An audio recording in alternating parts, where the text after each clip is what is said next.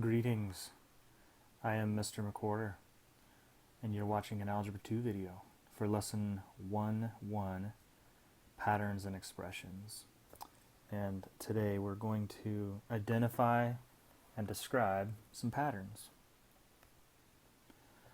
You're playing a video game and you reach a locked gate. The lock is a square with 9 sections, and you can make a key by placing red or yellow block in each section. Near the gate is a carving of a pattern of squares. The key to the gate is the 8th image in the pattern. So we need to figure out the key to the gate. So we need to find out what's the 8th image. So what do you notice about these images? Yes, Johnny. Oh, you say that the middle square stays the same in each one. That's true. And but what's happening with the other squares? Got this square here, down here, down here. What's going on there? Oh yeah, Susan. Yeah, it does look like the image is rotating 90 degrees counterclockwise. So from the first image, a rotation of 90 degrees would bring this corner down to here, and there it is. Another rotation of 90 degrees would bring this corner over here, and there it is. And one more rotation would bring it right up here. So that's what the fourth, what would one more rotation look like? It would bring this corner back over here. So the fifth one, well, look what that has in common. It's identical to the first one. So the first one is the same as the fifth one, and one more rotation would bring it down here. So the sixth one is the same as the second one, and so forth.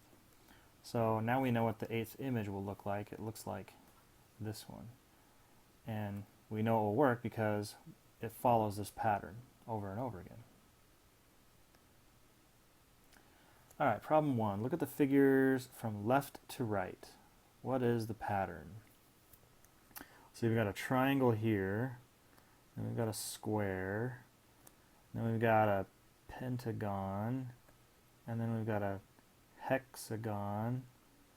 There's 3 sides, and then 4 sides, and then 5 sides, and then 6 sides.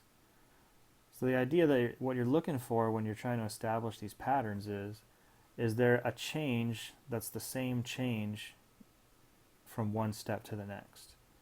And from one step to the next, it looks like we increase the number of sides by 1. And that gives us the next figure would have 7 sides, and that is called a heptagon. So go ahead and pause the video and see if you can figure out the answer to this question.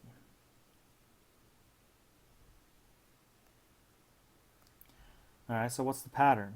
We got a dark square in the center of each one. In the first one, we have 1 additional square on each side. The second one has 2 squares coming off of each side. The third one has 3 squares coming off each side. So it looks like we add 1 more square to the end of each side here. So the next one should look like this with 4 squares coming off each side. So a mathematical quantity is anything that can be measured or counted. For example, how long is your kitchen table? Or how many apples are in your house? Those are quantities. The value of the quantity is its measure, or the number of items that are counted. So maybe your table is 6 feet long, or maybe there's 7 apples in your house. That would be the value of the quantity. Quantities whose values do not change are called constants. The length of your table probably isn't going to change. Let's hope not. The number of apples in your house, that can change. And so that's called a variable quantity. So in algebra, we have variables. You've probably seen them before. They're just letters that represent one or more numbers or a value that can change, a variable value, variable quantity. A numerical expression just has numbers in it. 3 plus 5, 8 minus 2 plus 5. It can have operations and numbers but no variables. An algebraic expression is a math phrase that has one or more variables. And at this point, you should probably put down in your notes somewhere, maybe in the margin, that the secret phrase for this lesson is chicken willow. Moving right along. Problem number 2, expressing a pattern with algebra. We're going to use a pattern to answer these questions. How many toothpicks would there be in the 20th figure? Well, in the first figure, there's 4. In the second figure, it's got 2 squares here, so there's 8 toothpicks. The third figure, we got 1, 2, 3 squares. Each one has 4, so 3 times 4 is 12 toothpicks. So let's make a table. The first figure, there's 1 times 4. 1 times 4 toothpicks per square. So the number of toothpicks is 4.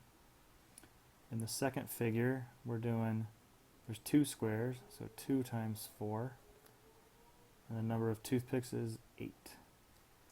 In the third figure, there's 3 squares, so 3 times 4 is 12. Dot, dot, dot. By the time we get to the 20th figure, there's going to be 20 squares times 4 toothpicks each equals 80 toothpicks. So, can we find an expression that describes the number of toothpicks in the nth figure? So the 20th on down to the nth figure. The nth figure will have n squares times 4 toothpicks per square, so that equals 4n. That's our expression for the number of toothpicks in the nth figure. So go ahead and pause the video right now to see if you can figure out the answer to this question. Welcome back. So we're going to make a table. So the figure number will be in one column. Process will be in the next column. And then the output, or the number of squares, the number of tiles, will be in the last column. So figure 1, there's 1 square here, and then there's a stack of 2 here. There's 1 stack of 2. So I'm going to call that 1 plus 2. That makes 3 tiles. In the second figure, we've got 1 tile here, and then we've got 2 stacks of 2. So that's 1 plus 2 stacks of 2. In this one we had 1 stack of 2. So this is 1 plus 4, which is 5 tiles. In the third one we've got 1 tile plus 3 stacks of 2. So that's 3 times 2. That's 1 plus 6. That's 7. So for the 25th figure, it's going to be 1 plus 25 stacks of 2. And 25 times 2 is 50, plus our 1, that's 51 tiles in the 25th figure. Problem 3. We want to set up an aquarium, and we need to determine what size of a tank to buy. This graph shows tank sizes using a rule that relates the capacity of the tank to the combined lengths of the fish that it can hold. So we want 5 2-inch platies. So first thing I wanted to figure out is what's the total length of fish that we're putting in there. We've got 5 2-inch fish, plus we've got 4 1-inch fish, plus we got 1 3-inch fish. So that's 10 plus 4 plus 3, 17 total inches of fish.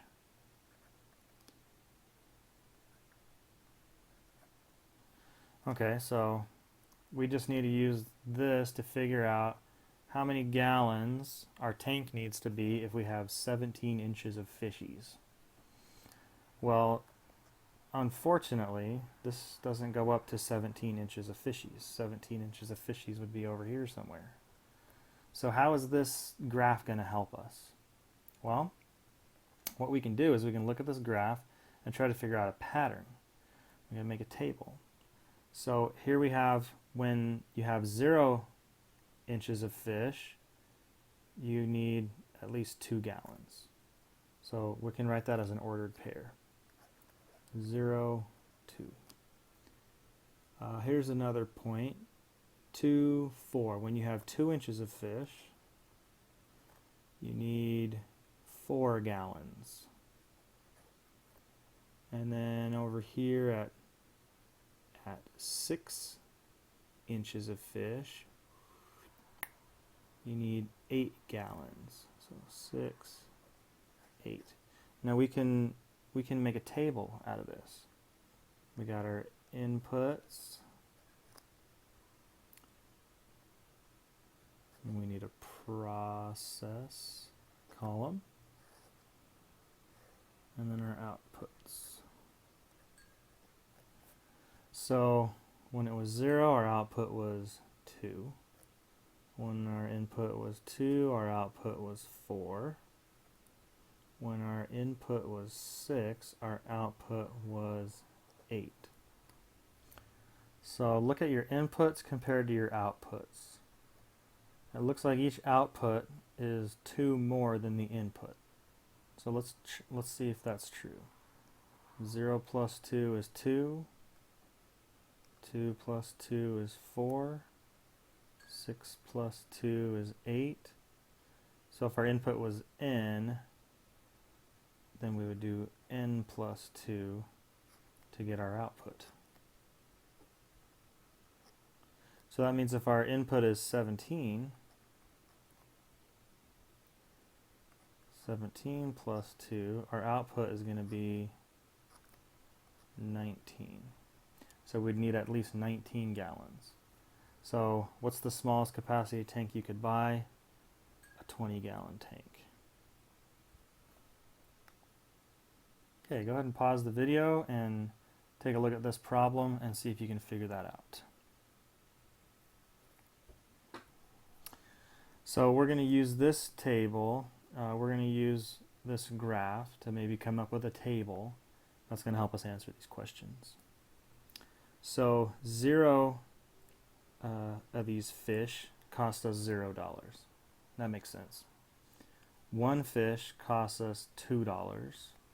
Make a little table over here. So 1 fish